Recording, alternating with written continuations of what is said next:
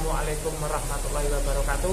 Ketemu lagi dengan saya Putra 47, di mana pada kesempatan kali ini saya masih membahas tentang meditasi, bagaimana meditasi yang baik dan benar.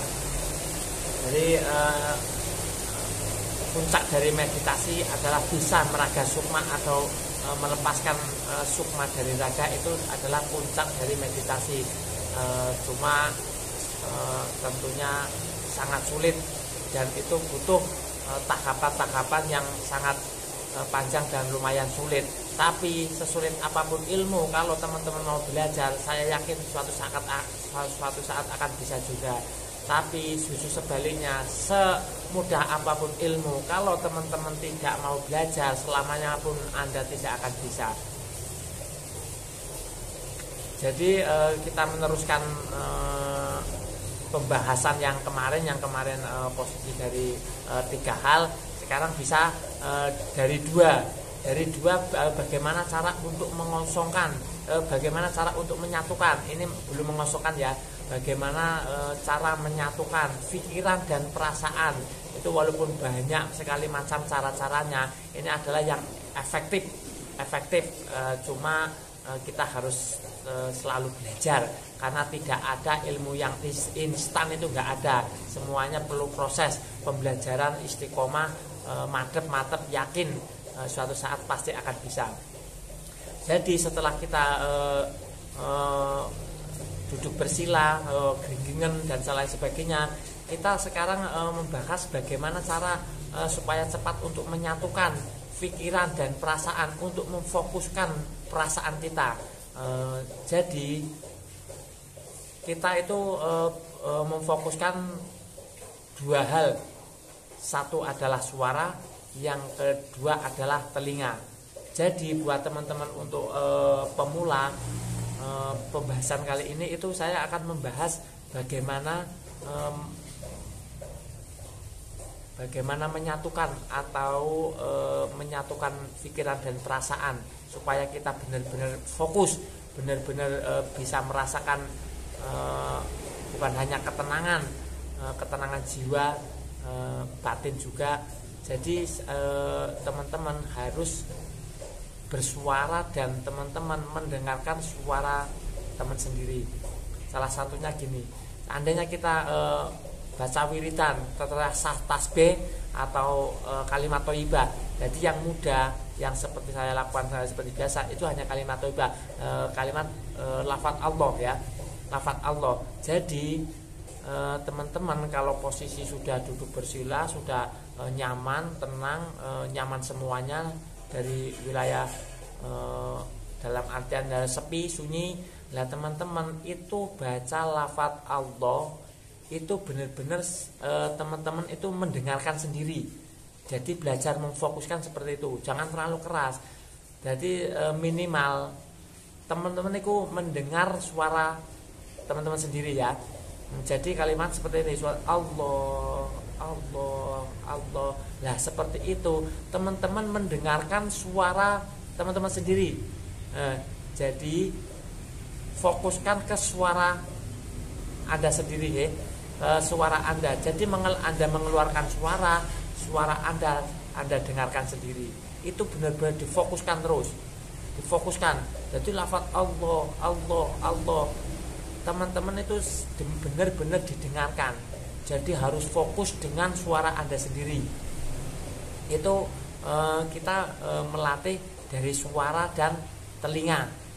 Dari suara dan telinga. Banyak sekali bahasan yang lain, tapi yang untuk saat ini membahas suara dan telinga. Itu cara efektif. Salah satu cara efektif kita memfokuskan pikiran dan perasaan kita.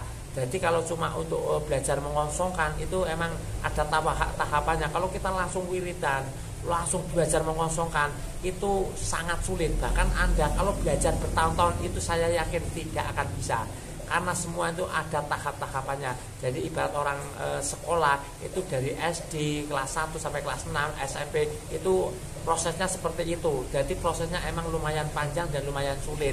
Tapi kalau teman-teman istiqomah belajarnya, saya yakin akan bisa. Jadi seperti itu ya teman-teman ya. Kita mengeluarkan suara kita mendengarkan suara kita sendiri.